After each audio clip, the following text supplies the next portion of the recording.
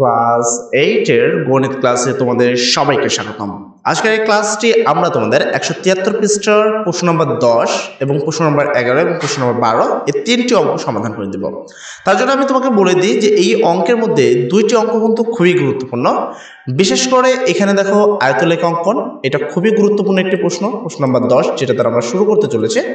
কেননা পূর্বের ক্লাসে আমরা 9 পর্যন্ত সমাধান করেছিলাম এবং 9 নম্বর যে সৃজনশীল প্রশ্ন ছিল সেটা আমি অর্ধবার্ষিক পরীক্ষা 2025-এর জন্য 100% গ্যারান্টি দিচ্ছে যে এই 9 নম্বর সৃজনশীল প্রশ্নটা কিন্তু আসবে। তো একটু কষ্ট করে হলেও সেই পূর্বের ভিডিওটা তোমরা একটু দেখে নিবা। আর এখানে আমি এই 10 নম্বরকে এবং এর নিচে তোমরা যে 12 নম্বর সৃজনশীল প্রশ্নটা দেখতে পাচ্ছ, 12 নম্বর প্রশ্ন, আমি এই দুইটাকে খুবই গুরুত্ব দিব এবং বলে দেব যে এখান থেকে অবশ্যই এই ধরনের প্রশ্ন তোমরা কমন পাবা। এবার আসি সমাধানে।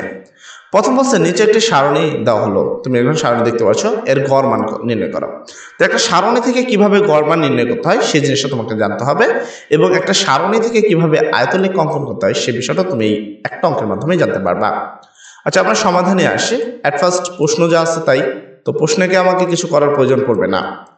তো আমরা সমাধানে লিখব গড় নির্ণয়ের জন্য প্রয়োজনীয় সারণী, মানে আমরা যে গড়টা নির্ণয় করব তার জন্য যে যতটুকু আমাদের সারণী দরকার সেই সারণী। তো গড় নির্ণয়ের জন্য আমাদের টোটাল 4টা জিনিস দরকার: প্রাপ্ত নম্বর, মধ্যবিন্দু, গণসংখ্যা ও মধ্যবিন্দু, অর্থাৎ এফআই এক্সআই বলে এটাকে। আমরা এই বাংলাটা অনেকে লেখে না বা গাইডে অনেক ক্ষেত্রে এই জিনিসটা থাকে না, তো সেখানে এফআই এক্সআই লেখা হয়, কেননা মধ্যমান হলো এক্সআই আর গণসংখ্যা হলো এফআই। এবং এই দুটোর মধ্যে কোনো চিহ্ন নাই মানে অ্যাকচুয়ালি গুণ, তার মানে হলো এইটার এটা গুণ করে এখানে লেখা হয়। এর মধ্যে এখানে দেখো প্রশ্নের মধ্যে দুইটা দেওয়া আছে, প্রাপ্ত নম্বরটা দেওয়া রয়েছে। তো প্রাপ্ত নম্বর এখানে যা যা আছে 6 থেকে 10, 11 থেকে 15, দেখো এখানে যেখানে তোমাদের প্রাপ্ত নম্বরটা লেখা রয়েছে এই যে সারিটা, তাই লেখা আছে 6 থেকে 10, 11 থেকে 15, 16 থেকে 20। এখানে যা যা লেখা রয়েছে প্রাপ্ত নম্বর কয়টা, 1 2 3 4 5 6 7 8, টোটাল 7টা 8টা। আচ্ছা, তো এখানে যদি খেয়াল করো ওই কটাই রয়েছে, 8টাই আছে, 1 2 3 4 5 6 7 8, ঠিক আছে, 8টাই আছে, একবারে সেম টু সেম। তো এই মানটা এখানে দেওয়া আছে। আর একটা মানও এখানে দেওয়া আছে, সেটা হলো গণসংখ্যা। তো গণসংখ্যার যে মানগুলো এখানে তুমি দেখতে পাচ্ছ, এই গণসংখ্যা দিয়ে কিন্তু অ্যাকচুয়ালি আয়তলেখ অঙ্কন করতে হয়। একটা জিনিসের যদি গণসংখ্যা দেওয়া না থাকে তাহলে তার কোনো আয়তলেখ অঙ্কন করা সম্ভব হয় না। আচ্ছা, তো এই জন্য তোমাকে এই গণসংখ্যাটা এখানে দেওয়া আছে। তো এই যে গণসংখ্যা যেটা এফআই বলি, এই গণসংখ্যাটাও এখান থেকে হুবহু নেওয়া হয়েছে।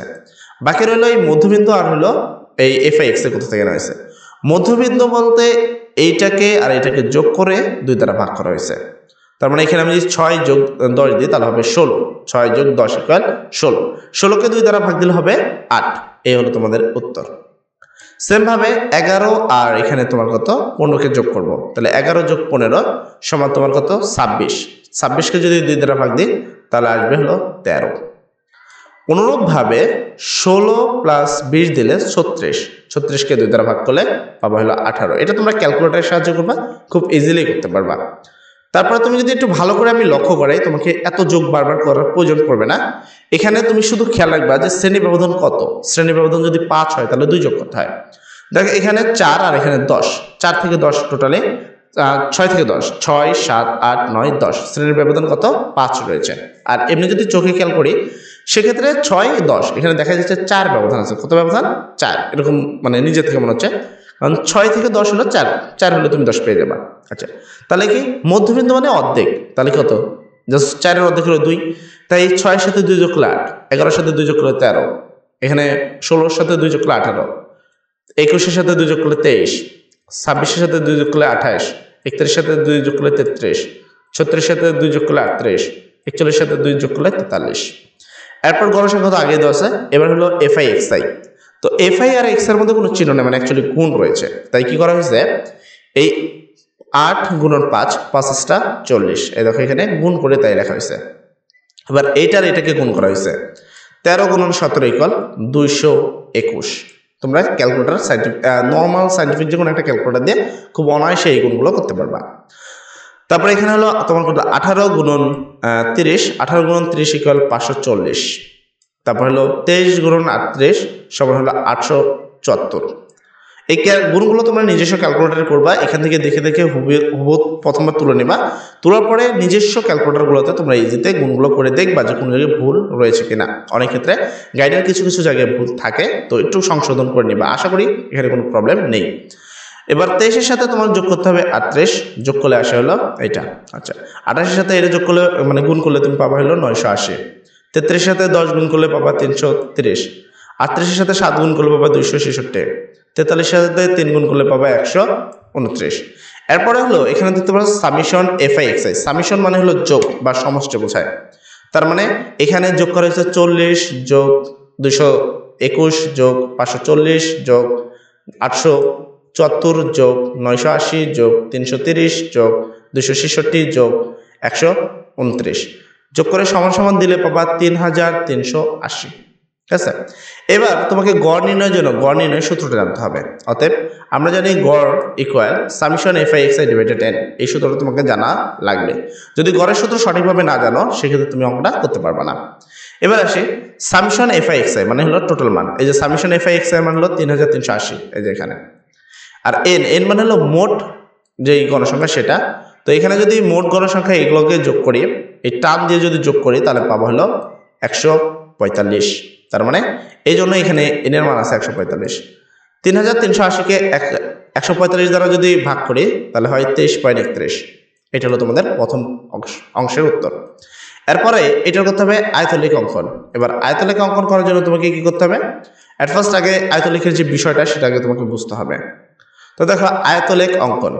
আয়তলেখ অঙ্কনের জন্য শ্রেণী সীমা অবশ্যই অবিচ্ছিন্ন হতে হবে। আয়তলেখ অঙ্কনের জন্য কি লাগবে? শ্রেণী সীমা যেটা সেটা অবিচ্ছিন্ন অবশ্যই হতে হবে। শ্রেণীর নিম্নসীমা, আলোচ্য শ্রেণীর নিম্নসীমা। তো এই যে টপিকটা তুমি এখানে দেখতে পাচ্ছ এভাবে তোমরা লিখবা।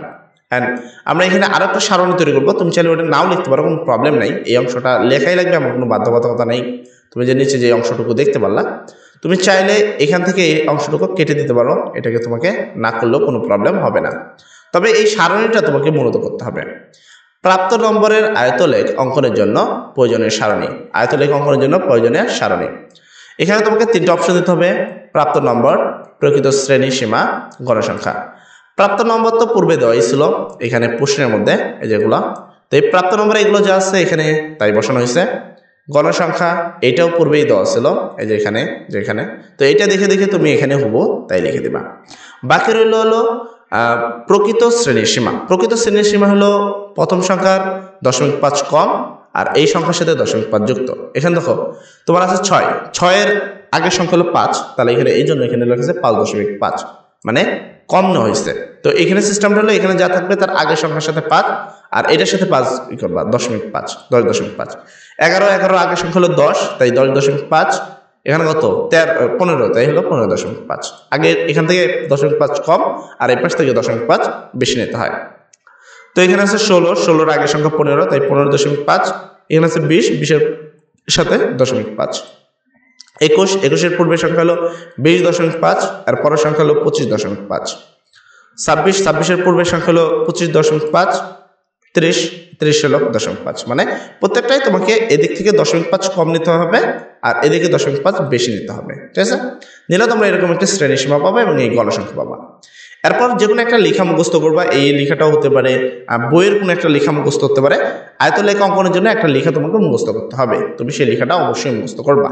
আচ্ছা, এখানে লেখা রয়েছে ছক কাগজে এক্স অক্ষ বরাবর প্রতি ঘরকে প্রকৃত শ্রেণীসীমার এক ঘর এবং ওয়াই অক্ষ বরাবর প্রতিটি ঘরকে শ্রেণী গণসংখ্যার 2 একক ধরে আয়তলেখ আঁকা হলো। এখানে তোমরা একটা কাজ করবা, তোমাদের সুবিধার্থে তোমরা এই জায়গায় 1 করবা।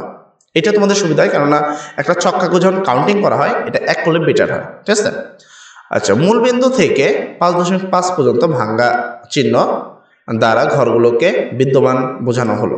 কেন 5.5 কেন আমি বলি, এখানে দেখো 5.5 থেকে শুরু হয়েছে, তাই এই পর্যন্ত এর পূর্বে কোনো সংখ্যা নেই, যার কারণে এখানে এটাকে ভাঙ্গা হয়েছে। এরপর তোমরা এই বিন্দুগুলোকে বসবা। তো এটা হলো ভাঙ্গা, দেখতে পাচ্ছ তোমরা মূল বিন্দু থেকে। প্রথম দৈর্ঘ্য ছিল 5.5। এগুলো কোনগুলো লেখা হবে? এই যে এইগুলো, এগুলো প্রথম অংশগুলো, এই যে এগুলো 5.5, 10.5, 15.5, 20.5, 25.5, 35.5, 30, 35.5, 45.5, সর্বশেষ এটা লিখবা 45.5। তো এখানে দেখো তাই লেখা আছে 5.5, 10.5, 15, 20, 45, এগুলো লাল দাগ বরাবর, এগুলো লাল রাখতে পারে। ঠিক আছে। তারপর 35, 30, 35 এবং লাস্টে 45 রয়েছে, যেমনটা আমি বললাম। এরপরে তুমি করবা এখানে চলে আর 2 ঘর নিচে, তবে এরকমভাবে যে ঘরগুলো থাকে তোমাদের সেখানে 5 করে থাকে। তো এখানে বলা হয়েছে প্রথম ঘরে তোমার দাগ কত, প্রথম ঘরে হলো 5, কত 5। তো এখানে সে বরাবর 5 নিচে, এরা অর্ধেক নিচে দেয়, তবে তোমার এখানে 5 হবে 10 15 এইভাবে তোমরা নিবা। তো তোমরা এরকম একটি গ্রাফ পাবা। এই গ্রাফটা যারা অঙ্কন করতে পারো না তারা আমাদের কমেন্ট সেকশনে বলবা, তাহলে আমি একটা কাগজে, ঠিক আছে, কাগজে আলাদাভাবে করে দেখা দিব যেন তুমি ইজিলি ভালোভাবে বুঝতে পারো। আশা করি এই সম্পূর্ণ ক্লাসটি তোমার কাছে ভালো লেগেছে এবং এই ভিডিওতে তুমি একটি লাইক করে দিয়েছো। যাই হোক, সর্বোপরি কথা, সবাই ভালো থাকো, সব জন্য দরকারি। আসসালামু আলাইকুম।